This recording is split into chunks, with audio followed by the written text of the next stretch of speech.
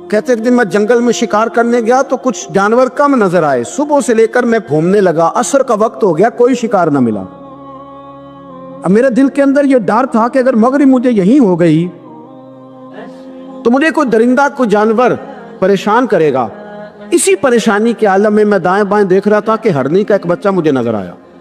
میں نے جھٹ سے وہ ہرنی کا بچہ ہی اٹھا لیا کہ آج یہی شکار کروں گا۔ کہتے ہیں میں نے اسے گھوڑے کے آگے رکھا، اپنے آگے گردن کی جانب، اور میں نے گھوڑے کی لگامیں تیزی سے گھمائی کہ سر پٹ گھوڑا دوڑایا تاکہ مغرب سے قبل میں شہر میں پہنچ جاؤں، یہ جنگل کا علاقہ گزر جائے۔ کہتے ہیں میں بڑی گرمی تھی، بڑی پیاس لگی، پر پانی نہ پیا نہ گھوڑے کو پلایا، سر پٹ دوڑایا اس ڈر سے کہ کہیں ایسا نہ ہو کہ میں جنگل میں مجھے شام ہو جائے۔ کہتے ہیں جب میں شہر سے باہر پہنچ گیا تو مغرب کا وقت بھی شروع ہو گیا۔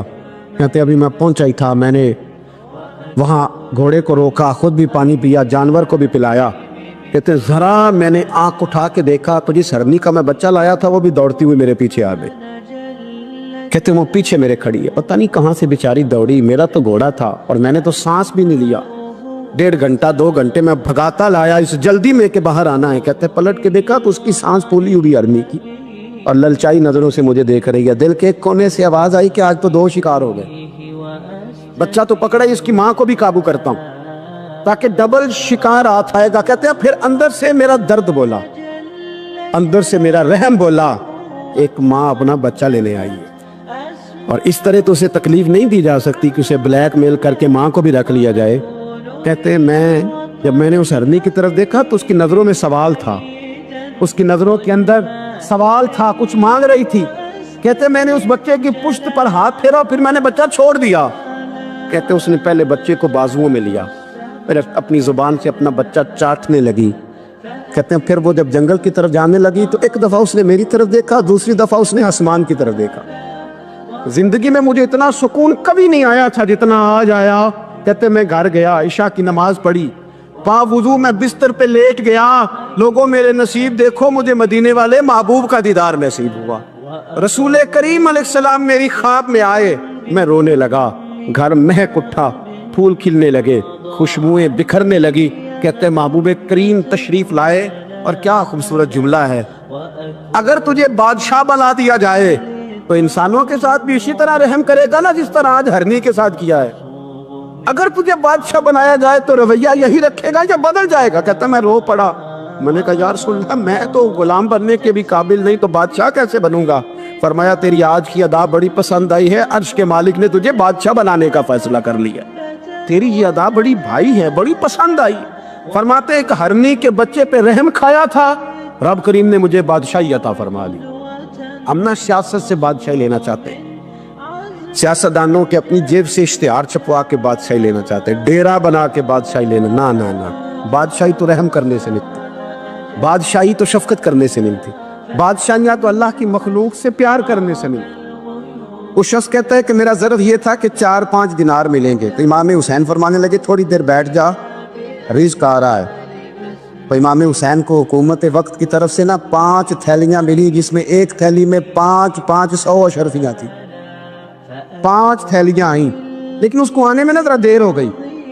وہ 5 تھیلیاں جب آئی تو امام حسین اس کی طرف 5 تھیلیاں بڑھا کے ذرا دیکھنا میری طرف غور سے، 5 تھیلیاں بڑھا کے تو فرمانے لگے میاں جتنا تجھے انتظار کرایا ہے اتنی ہم تیری حاجت پوری نہیں کر سکے، تو یہ نہ محسوس کرنا کہ حسین کے دروازے پہ بیٹھا بھی رہا ہوں تو ملا کیا ہے، یہ نہ محسوس کرنا۔ وہ شخص کہتا ہے جب میں نے وہ تھیلیاں کھولی اور پھر میری نظر امام حسین پہ پڑی تو میرے اندر سے آواز آئی، اگر حسین ابن علی اتنے سخی ہیں تو محمد عربی کتنے سخی ہو۔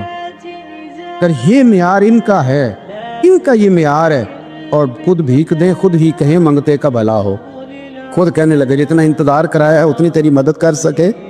یہ سخاوت کا معیار تھا، یہ طریقہ تھا۔ ایک دفعہ سیدنا امام حسین رضی اللہ تعالیٰ عنہ کے گھر کے اندر 5000 دینار آئے، مسجد میں تھے، آپ کو 5000 دینار ملے، تو امام زین العابدین کہتے ہیں کہ مسجد سے لے کر گھر آنے تک امام حسین نے 5000 اللہ کے راستے میں خیرات کر دی۔ فرماتے میں نے کہا ابا جی 5 دینار کی گھر میں ضرورت تھی، مالاں والے سخی نہیں ہوندے، سخیاں کل مال نہیں ہوندا۔ इत्थे उत्थे दोवें जहान नहीं, सखी कंगाल नहीं हुंदा। काबा जी 5 दिनार की घर में ज़रूरत थी तो कहते हैं, मुझे फरमाने लगे, बेटा ये जिनको मैंने दिया है ना, ये घर के लिए ही दिया है, ये घर के लिए ही दिया है, जिनको दिया है तुम्हारा क्या ख्याल है, ये बाहर खर्च हुआ है, ये घर के लिए ही है। इसलिए कि जब इंसान दूसरों पर शफकत करता है तो अल्लाह उसके घर पे रहमत फरमाता है। इमाम हुसैन के मिजाज में पहली बात मैंने ज़ौक़ इबादत की अर्ज़ की। दूसरी बात अर्ज़ कर रहा हूँ कि सहाबा हज़रत उसामा बिन ज़ैद बड़े प्यारे हैं मेरे नबी करीम के, बड़े प्यारे। हज़रत उसामा बिन ज़ैद के बारे में सैयदा आयशा सिद्दीक़ा फरमाती हैं, उनके नाक से अगर रीठ निकलती थी तो अल्लाह के रसूल अपने दस्ते मुबारक से साफ कर देते थे। और सरकार फरमाते थे कि अगर उसामा लड़की होता ना, उनके गुलाम के बेटे थे हज़रत ज़ैद बिन आर, अगर ये लड़की होता मैं इसे ज़ेवर पहनाता। बड़े प्यारे थे। लेकिन जब उनका आखिरी वक्त आया ना तो 60,000 दिनार का कर्जा था। रिश्तेदारों से कहा, दोस्तों से कहा, यारों से कहा, और कर्ज अदा नहीं हो रहा था। हज़रत उसामा बिन ज़ैद कहते हैं बड़ा परेशान था। जब हद हो गई ना तो हज़रत उसामा बिन ज़ैद फरमाने लगे, जाओ कोई हुसैन इब्न अली को ख़बर करो, उनसे कहो मैं ना ग़ुलाम हूँ आपके नाना का, मकरूज़ दुनिया से चला गया तो क्या बनेगा। इमाम हुसैन को ख़बर मिली तो दौड़े आए। लाजपाल उस पीर को नहीं कहते जो तगड़ा नजराना लेके तो माथा चूम ले, लाजपाल तो उसको कहते हैं कि जब ज़रूरत पड़े तो वो सर पे मौजूद हो। हज़रत सैयदना इमाम हुसैन तशरीफ़ लाए तो जनाब उसामा बिन ज़ैद रो पड़े, कहने लगे, हुजूर मैंने ना ग़ुलामी की है आपके नाना की, और इस ग़ुलामी पे नाज है, अब 60,000 दिनार का कर्जा लेके दुनिया से जाऊंगा तो मेरी कब्र पे बोझ रहेगा। इमाम हुसैन खादिम को भी कह सकते थे, जाओ घर पैसे पड़े हैं ले आओ। इमाम हुसैन खुद गए, चादर ओढ़ के तो उसकी ओट में, बुक्कल में 60,000 दिनार छुपा के लाए और जनाब उसामा बिन ज़ैद के सामने रख के कहने लगे, उसामा यार पैसे रात को ही आए थे, मैं सोच रहा था मुझे तो ज़रूरत नहीं, अल्लाह ने किसका नसीब मेरे घर में भेज दिया, मुझे तो हाजत ही नहीं थी, अब पता चला पैसे तेरे थे। अल्लाह ने हुसैन की ड्यूटी लगाई है कि जा जाके दे आ। हज़रत उसामा बिन ज़ैद रो पड़े, फरमाने लगे, अल्लाह आपको बेहतरीन सिला अता फरमाए। इमाम बड़ा ही प्यार करते थे। घोड़े पे जा रहे थे, कुछ फ़कीर गरीब लोग बैठ कर रोटी खा रहे थे, खा रहे थे सड़क के किनारे। तो इमाम ज़ैनुल आबिदीन फरमाते हैं कि जब इमाम हुसैन गुजरे तो उन्होंने आवाज़ दी, हुजूर दिल करता है हमारे साथ बैठ कर रोटी खाएं। कायनात के मालिक व मुख्तार के नवासे और दुनिया के सबसे बड़े शहजादे घोड़े से उतरे और गरीबों के साथ सड़क पे बैठ गए, रोटी खाने लगे और देर तक खाते रहे। और जब फारिग हो गए तो फरमाने लगे, खाने की ज़रूरत भी नहीं थी, हाजत भी नहीं थी, पर तुमने आवाज़ दी तो दिल रखने को बैठ गया था, अगर इजाज़त दे तो चला जाऊँ। ये मिजाज था, ये तबीयत थी। आपके एक भाई हैं छोटे, हज़रत मोहम्मद बिन हनफिया नाम है, हज़रत मौला अली शेर खुदा रज़ी अल्लाह तआला अन्हु की दूसरी बीवी से। एक दिन हज़रत इमाम हुसैन उनके घर में बैठे थे तो किसी बात में ना इख्तलाफ राय हो गया, तो इमाम अली मकाम नाराज़ हो गए, फरमाया आज के बाद तेरे घर नहीं आऊँगा। रुमाल उठाया चले गए। लोगों ने हज़रत मोहम्मद बिन हनफिया रज़ी अल्लाह तआला अन्हु से कहा, हुसैन तो नाराज़ हो गए, कभी नहीं आएंगे। आप फरमाने लगे, भाई तुम्हारा है कि मेरा? जी भाई तो आपके हैं। फरमाया अगर कहो तो चंद मिनटों में हुसैन वापस आए। जनाब नाराज़गी हो गई है। फरमाया नाराज़गी हुई है, पर मैं उसके दिल की नरमी को तो जानता हूँ, उसके मिजाज के अंदर जो मोहब्बत है उससे तो अभी आए। कहा जनाब वो कैसे? फरमाने लगे देखना ज़रा। तो इमाम हुसैन ने ख़त लिखा, हज़रत मोहम्मद बिन हनफिया ने रुका लिखा, कहने लगे हुसैन मेरे बाप का नाम भी अली है और आपके बाप का नाम भी अली है, पर एक फजीलत ऐसी है जिसमें मैं आपका मुकाबला नहीं कर सकता, वो ये है कि आप सैयदा फातिमा तो ज़हरा के लाल हैं, अब मोहम्मद मुस्तफ़ा अलैहिस्सलाम के नवासे हैं। कहने लगे भाईजान आपने नाना जान की वो हदीस तो सुनी होगी कि दो लोग नाराज़ हो जाएं तो जो सुलह पहले करे जन्नत में पहले जाएगा। फरमाने लगे दिल मेरा कर रहा था कि पहले सुलह कर लूँ, लेकिन फिर बड़े भाई को पुश्त करूँगा जन्नत में जाते हुए, ये भी तो बेअदबी है ना। अब ख़त मैंने लिख दिया है, आपका जो इरादा हो। इमाम हुसैन ने ख़त पढ़ा तो आंखों में आंसू आ गए। फिर से रुमाल उठाया, बच्चे पूछने लगे कहाँ जा रहे? कहा भाई के घर जा रहा। आप तो नाराज़ थे। फरमाया था नाराज़, पर है तो मेरा भाई ना। हो गई बात ख़त्म। बड़ी दिल में नरमी, तबीयत में सोज, लहजे में गुदाज।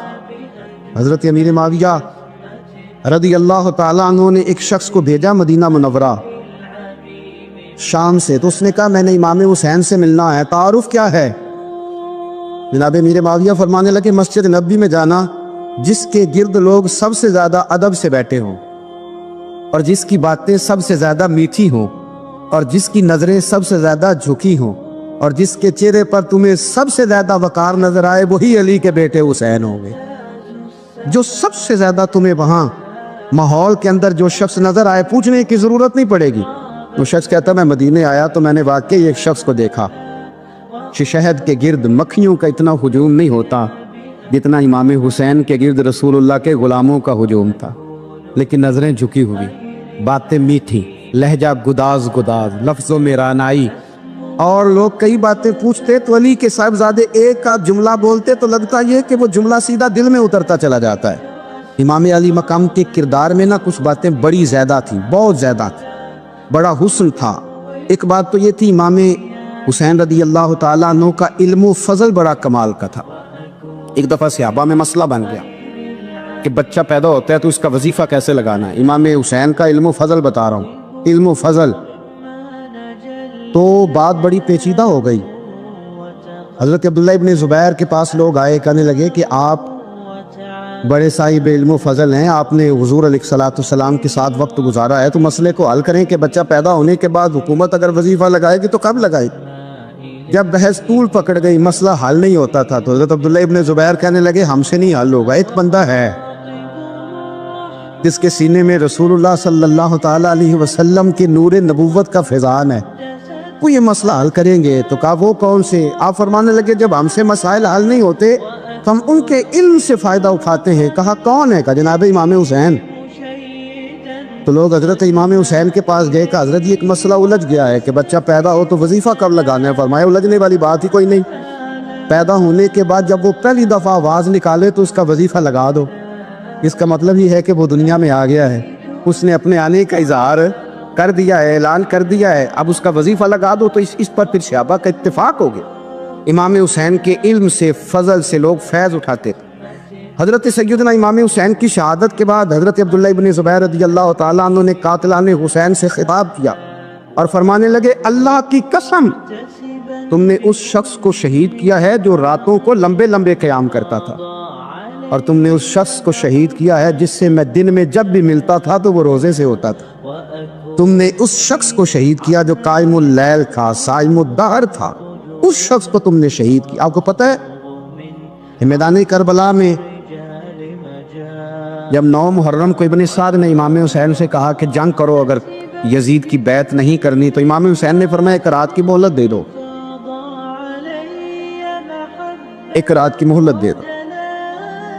حضرت امام زین العابدین کہتے ہیں میں نے اپنے والد گرامی سے عرض کی کہ ابا جی آپ جہاد سے دور جانے والے تو ہیں نہیں، آپ تو جہاد سے پیار کرنے والے، اور یہ بھی پتہ ہے مجھے کہ یہ جنگ اب ہو کے رہے گی، تو ایک رات کی مہلت لینے کا معنی کیا ہے؟ بھئی کل بھی لڑنا ہے اور رات بھی لڑنا ہے، تو ابا جی ایک رات کی مہلت۔ تو سیدنا امام حسین رضی اللہ تعالیٰ عنہ فرمانے لگے بیٹا رات کی مہلت اس لیے لی ہے کہ میں آج رات کھل کے اپنے رب کی عبادت کر لوں، میں استغفار کر لوں، میں لمبے سجدے کروں۔ اور کہا زین العابدین تو جانتا ہے نا کہ مجھے نماز سے، تلاوت سے، دعا سے اور استغفار سے بڑا پیار ہے۔ رسول کریم علیہ السلام نے فرمایا، جامع ترمذی میں موجود ہے، فرمایا میں جا رہا ہوں پر تمہیں 2 بڑی بھاری بڑی وزنی چیزیں دے کے جا رہا ہوں، صحیح 6 کی روایت، 2 وزنی چیزیں تمہارے بیچ چھوڑ کے جا رہا ہوں، اگر ان کو تھام کے رہو گے تو کبھی گمراہی تمہارے پاس نہیں آئے گی۔ یا رسول اللہ وہ کون کون سی؟ فرمایا ایک اللہ کی کتاب دے کے جا رہا ہوں اور دوسرا اپنا خاندان دے کے جا رہا ہوں۔ اگر اہل بیت نبوت کو تھامے رہو گے، ہمارے بزرگوں نے لکھا ہے کہ یہ جو حضور نے کتاب اللہ اور پھر اپنی اہل بیت کا تذکرہ فرمایا، تو اس کا مطلب یہ ہے کہ تھیوری دیکھنی ہوئی تو قرآن دیکھنا، اور پریکٹیکل دیکھنا ہوا تو علی اور فاطمہ کو دیکھنا، حسن اور حسین کو دیکھنا، ان کو دیکھنا۔ نبی کریم علیہ السلام کے اہل بیت منارہ نور ہیں، ان کی محبت، ان کا پیار کیوں بھلا؟ اس لیے کہ یہ وہ خوبصورت لوگ ہیں جن کو خود میرے نبی پاک نے تراشا ہے، ان کی سیرت میں جتنے رنگ ہیں وہ رسول کریم نے خود بھرے، ان کی ایک ایک بات کا خیال نبی پاک نے رکھا ہے، حضور نے از خود انہیں اپنی صحبت عطا کی ہے۔ زیادہ دور نہیں تھا سیدہ فاطمہ کا گھر، مسجد نبوی کے ساتھ تھا، اللہ کے رسول دن میں 2 دفعہ جایا کرتے تھے۔ پھر بھی کبھی کبھی فرماتے فاطمہ میرا دل کرتا ہے آج میں رات تیرے گھر میں قیام کروں، تو سیدہ فاطمہ زہرا فرماتی ہیں کہ آمنہ کے لال اس طرح بھی میرے گھر میں قیام کرتے تھے کہ حضور چارپائی پہ لیٹتے تھے تو ایک کندھے پہ امام حسن کا سر ہوتا تھا اور دوسرے پہ امام حسین کا سر اقدس ہوتا تھا، اور فرماتی ہیں رات کو کبھی حسنین کریمین دودھ مانگتے تو میں اٹھتی دودھ دینے کے لیے، تو حضور فرماتے لیٹ جاؤ آج میرے ساتھ سوئے ہیں تو دودھ بھی میں ہی پلاؤں گا، تو محبوب اٹھتے ان کے لیے دودھ لاتے برتن سے نکال کے، حضور نے انہیں وقت دیا اور پھر ان کی چھوٹی چھوٹی چیزوں کا خیال رکھا، صحیح بخاری میں موجود ہے۔ تربیت پر توجہ دی، امام حسین تشریف لائے، ابھی عمر مبارک 7 سال کے قریب تھی، مسجد نبوی میں صدقے کی کھجوروں کا ڈھیر لگا ہوا تھا۔ چھوٹا بچہ جو ہوتا ہے نابالغ، اس پر شریعت کے احکامات نہیں آتے، صدقے کی کھجوروں کا ڈھیر تھا مسجد نبوی میں۔ یہ تربیت ہے، یہ ٹریننگ ہے جو اللہ کے محبوب نے خود انہیں عطا فرمائی۔ صدقے کی کھجوروں کا ڈھیر تھا، امام حسین حضور کے ساتھ آئے تو امام علی مقام نے ایک کھجور اٹھا کے منہ میں رکھ لی۔ شارحین نے لکھا ہے لگتا یہ ہے کہ کئی دنوں کی بھوک تھی، کیونکہ یہ فاقہ اہل بیت کا بڑا محبوب ہے، مجبور نہیں تھے، وہ تو خزانوں کے مالک تھے، پر غریبوں سے محبت کی وجہ سے فاقے کیا کرتے تھے، یہ ان کی پسند ہے فاقہ کرنا۔ تو ایک کھجور امام علی مقام نے رکھ لی تو اللہ کے رسول نے گلے میں انگلی ڈال کے نکال دی اور فرمایا حسین یہ صدقہ ہے، یہ میری اہل بیت کے لیے درست نہیں ہے۔ حضور نے خود تربیت کی، اور پھر سیدہ فاطمہ الزہرا نے اپنے بچوں کو تراشا، ان پر محنت کی۔ میں اکثر گزارش کرتا ہوں دوستوں سے، میں کہتا ہوں کربلا کا واقعہ کوئی حادثاتی نہیں ہے، اس کے پیچھے پوری ایک لاجک ہے، اس کے پیچھے پورا ایک فلسفہ ہے۔ ایسے ہی کوئی آدمی 3 دن بھوکا پیاسا رہ سکتا ہے؟ کسی آدمی کو صبح اس نے کھانا کھایا اور شام تک کھانا نہ ملے تو ٹانگیں کانپتی ہیں۔ رمضان المبارک میں عبادت کی نیت سے روزہ رکھنے والے بھی شام کو بڑے پریشان ہو جاتے ہیں، اور مسلسل 3 دن کھانا نہ کھایا جائے اور پانی نہ پیا جائے، اور حال یہ ہے کہ وہی آدمی تلوار لے کے میدان میں نکلے اور اس کی حالت یہ ہو کہ لوگ اس کی آگے دوڑنا شروع کر دیں، ہزاروں کی فوجیں تاب نہ لا سکے۔ علی کا گھر بھی وہ گھر ہے کہ جس گھر کا ہر ایک بچہ جسے دیکھو وہی شیر خدا معلوم ہوتا ہے۔ یہ کوئی آسان ہے؟ اس کے پیچھے پوری ایک اس کے پیچھے فلسفہ ہے۔ امام راضی کی تفسیر کبیر دیکھیے گا، حضرت امام حسین کی وہ شخصیت تھی کہ مشکات میں حدیث ہے، نبی پاک صلی اللہ تعالی علیہ وسلم کی چچی جناب ام فضل صبح صبح گھبرائی حضور کی بارگاہ میں آئی، عرض کی یا رسول اللہ صلی اللہ علیہ وسلم آج میں نے عجیب خواب دیکھا ہے، میں ڈر گئی ہوں۔ حضور نے فرمایا چچی کیا دیکھا؟ عرض کی حضور میں نے دیکھا ہے کہ آپ کے وجود کا گوشت کا ایک ٹکڑا کٹ کے میری جھولی میں آ گیا۔ حضور یہ کیا ہے؟ تو محبوب خواب سن کے مسکرائے، فرمایا چچی یہ پریشانی والا خواب نہیں، یہ تو خوشی والا خواب ہے، اللہ فاطمہ کو بیٹا عطا کرے گا اور وہ تیری گود میں کھیلا کرے گا، چونکہ وہ میرے وجود کا ٹکڑا ہوگا لہذا خواب تجھے یہ آئی ہے۔ تو امام حسین پیدا ہوئے، امام حسن کی عمر ابھی 11 مہینے تھی، تو نبی پاک نے امام حسین کو جناب ام فضل اپنی چچی کی گود میں دے دیا کہ فاطمہ کے لیے دونوں بچے سنبھالنا مشکل ہوگا۔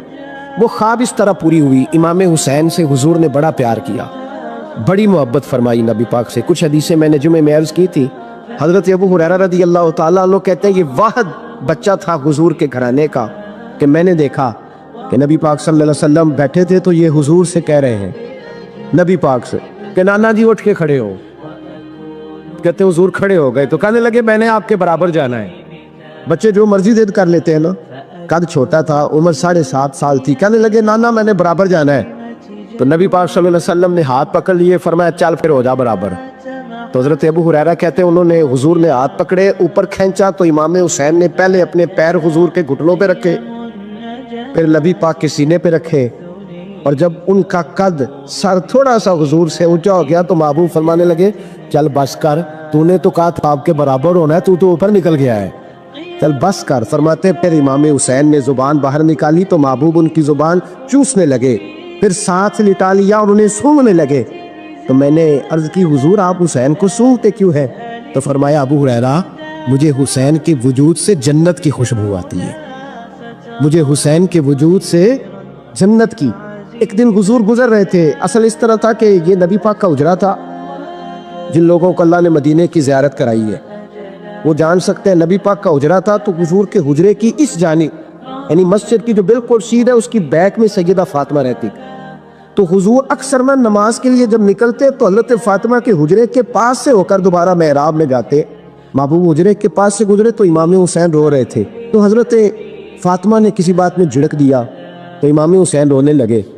تو نبی پاک نماز کے لیے گئے تو واپس لوٹ آئے, اور واپس تشریف لا کے کہا فاطمہ حسین کو کیا ہوا؟ عرض کی یا رسول اللہ تنگ کر رہے تھے, میں نے ڈانٹ دیا ہے. کیا خوبصورت جملے ہیں حدیث پاک میں. سرکار نے فرمایا فاطمہ اس کو حسین کو نہ رونے نہ دیا کر, یہ جب روتا ہے نا تو میرے دل کو تکلیف ہوتی ہے. تو بی بی صاحبہ کہتی ہیں یہ حکم آیا نبی پاک کا میرے نا, پھر میں نے ڈانٹنا چھوڑ دیا. یہ ان کے فضائل تھے, کب ان کی تربیت خود نبی پاک نے فرمائی. پہلی بات تو یہ ہے کہ نبی پاک نے دعا مانگی تو یا اللہ میرے گھر والوں کو زیادہ روزی نہ دینا, انہیں ایک وقت روٹی دینا, ایک وقت کی بھوک دینا. یہ جو 10 دن کربلا میں انہیں ٹینشن نہیں نہ ہوئی, انہیں عادت تھی فاقہ کرنے, انہیں 3 دن وصلی روزے رکھنے کی عادت تھی. پہلی بات. دوسرا یہ کہ جہاد کی تربیت حضور خود کراتے. حضرت فاطمہ الزہرا کہتی میں پردے کے پیچھے دیکھ رہی تھی, نبی پاک نے امام حسن اور حسین سے فرمایا چلو میرے سامنے کشتی لڑو. تو دونوں حضرات آپس میں جب کشتی لڑنے لگے تو نبی پاک نا امام حسن کو کہتے حسن حسین کو ٹانگوں سے پکڑو, حسن حسین کو پیچھے سے پکڑو. جب نبی پاک بار بار امام حسن کو بتا رہے تھے تو سیدہ پیچھے سے بول پڑی, کہنے لگی یا رسول اللہ آپ چھوٹے کو بتائے, آپ بڑے کو بتا رہے. بڑا تو پہلے 11 مہینے بڑا ہے, تو آپ چھوٹے کو بتائے بڑے کو بتا رہے. تو فرمایا فاطمہ تو چپ کرنا, جو میں دیکھ رہا ہوں تو نہیں نہ دیکھ رہی, ایک کو میں بتا رہا ہوں دوسرے کو جبریل امین بتا رہے ہیں. لیکن اس کے ساتھ ساتھ امام حسین رضی اللہ تعالیٰ عنہ کا جذبہ جہاد, امام حسین کی استقامت. آج لوگ ادھر ہوتے ہیں جس طرف ہوا کا رخ ہوتا ہے. آج لوگوں کی سوچوں کا زاویہ یہ ہے کہ جدھر رش زیادہ ہوگا ہم بھی ادھر جائیں گے. ہم یہ نہیں دیکھتے حق کس طرف ہے, ہم یہ دیکھتے ہیں رش کس طرف ہے. امام حسین رضی اللہ تعالیٰ عنہ نے رش نہیں دیکھا, حق دیکھا. امام حسین رضی اللہ تعالیٰ عنہ استقامت کے وہ پہاڑ ہیں, معمولی آدمی نہیں تھے. فرزق شاعر کہتا ہے کہ میں نے امام حسین سے کہا تھا, میں نے کہا لوگوں کی تلواریں یزید کے ساتھ ہے پر دل آپ کے ساتھ ہے, دل آپ کے ساتھ ہے. امام حسین رضی اللہ تعالیٰ عنہ نے زمانے کے حالات نہیں دیکھے, حق اور سچ دیکھا. جتنی چیزیں انسان کو کمزور کر سکتی ہیں وہ ساری امام حسین پہ طاری کی گئی. کتنی چیزیں. وطن چھوڑنا کتنا کو مشکل ہوتا ہے, شالا پردیسی کوئی بھی نہ تھی وے ایک اکھ جنا تو پارے. حضرت سلطان باؤ فرماتے ہیں بچو پردیسی ہونا کوئی آسان ہے؟ جس آدمی کا کسی چھوٹے سے گاؤں میں بھی مکان ہو چھوڑنا پڑ جائے تو روتا ہے. تو مجھے بتاؤ جس نے اپنا سارا بچپن مدینے میں گزارا ہو, آج جو ایک ہفتہ مدینے رہ کے آتے ہیں ان سے واپس نکلنا مشکل ہوتا ہے. لیکن امام حسین حق کا رستہ تھا, وطن کی قربانی دی, اور معمولی وطن نہیں مدینے جیسا وطن. اور جب کھڑے تھے نا امام حسین رضی اللہ تعالیٰ عنہ رجب میں نکل رہے تھے مدینے سے, تو کوئی شاعر کہتا ہے دور کھڑے ہو کہ انہوں نے گویا کہا تھا آقا تیرے کرم کے خزینے کی خیر ہو, میں جا رہا ہوں تیرے مدینے کی خیر ہو. امام حسین نے وطن چھوڑا, کوئی لغزش نہیں پیروں میں, کوئی نہیں. شہزادوں والی زندگی تھی, مسجد نبوی کے امام تھے, نبی کریم علیہ السلام کے روضہ اطہر پر تشریف رکھتے تھے, زمانہ حیا کرتا. شان و شوکت تھی پر حق کے لیے چھوڑا, نکل کر خانقاہوں سے ادا کر رسم شبیری. اور پھر بڑا مشکل ہوتا ہے اس شخص کے ساتھ بچے اور عورتیں ہوں, وہ تو یہ کہہ کے لڑائی سے جان چھڑاتا ہے کہ میرے ساتھ فیملی ہے, نہ ہوتی تو تجھے بتاتا. پر امام حسین کو اولاد بھی کمزور نہیں کر سکی, عورتوں کا ساتھ ہونا کمزور نہیں کر سکا. پھر امام علی مقبول کتنا مشکل کام ہے. آج لوگ کہہ نہیں دیتے کہ میں تو اس لیے گناہ کرتا ہوں کہ رشوت اس لیے لے لیتا ہوں کہ بچے چھوٹے. 10 دنوں کی کم و بیش سفر, 3 دنوں کی بھوک اور پیاس, پر حق کے رستے میں امام حسین کو کوئی چیز کمزور نہیں کر سکی. اور پھر وہ جتنی باتیں لوگ کہہ سکتے تھے وہ ساری کہیں گئی, ساری. اور آ کے عرض کرنے لگا حضور یہ کوئی معمولی دشمن نہیں, یہ وہ ظالم ہیں جو لاشوں پہ بھی گھوڑے دوڑا دیتے. تو امام علی مقام فرمانے لگے جو شہادت کا جذبہ لے کے نکلے وہ پھر انجام نہیں دیکھا کرتا. وہ انجام, وہ جتنی چیزیں جو استقامت کے رستے میں آ سکتی ہیں وہ ساری چیزیں رستے میں آئیں, پر امام علی مقام نے کسی چیز کی پرواہ نہیں کی. آج کا مسئلہ یہ ہے کہ آج لوگوں میں استقامت نہیں ہے. رات کو کچھ ہوتے ہیں, سویرے کچھ ہوتے ہیں, دوپہر کو کچھ ہوتے ہیں, شام کو کچھ ہوتے ہیں. ہمارا کل انداز تکلم کچھ اور ہوتا ہے، صبح کچھ اور ہوتا ہے۔ امام علی مقام میدان میں رہے، ایک میت گھر میں ہو جائے تو کئی دنوں تک آنکھ کھلتی نہیں، ہوش رہتا نہیں۔ سب سے زیادہ مسائب امام حسین نے دیکھے، سب سے زیادہ، اور گھوڑے پر بیٹھنے سے پہلے ساری تکلیفیں آپ دیکھ چکے تھے۔ باپ کا جنازہ اٹھانا آسان ہوتا ہے، بیٹے کا جنازہ اٹھانا بڑا مشکل ہوتا ہے، اور امام حسین نے بیٹوں کے جنازے اٹھائے۔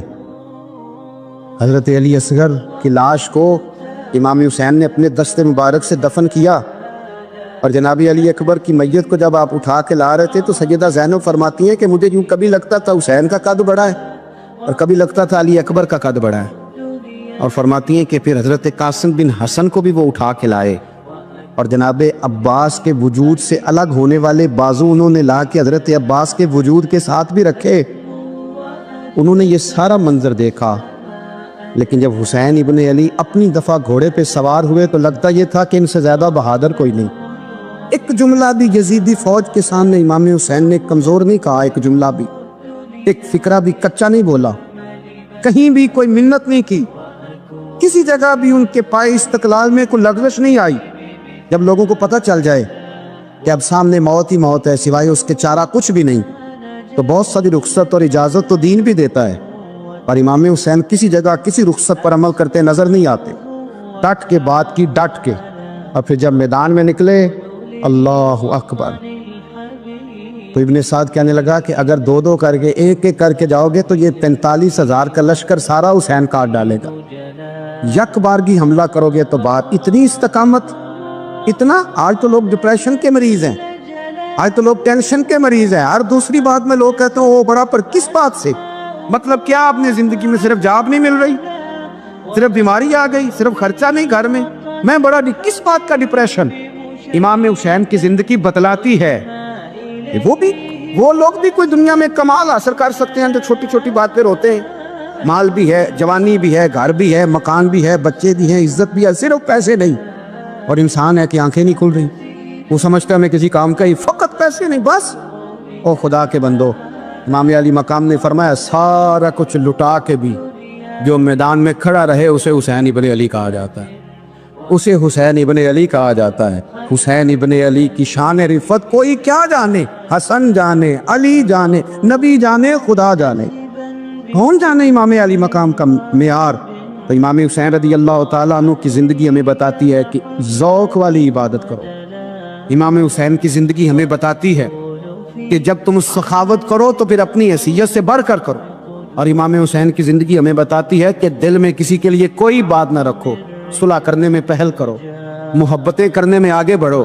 اور امام حسین کی زندگی ہمیں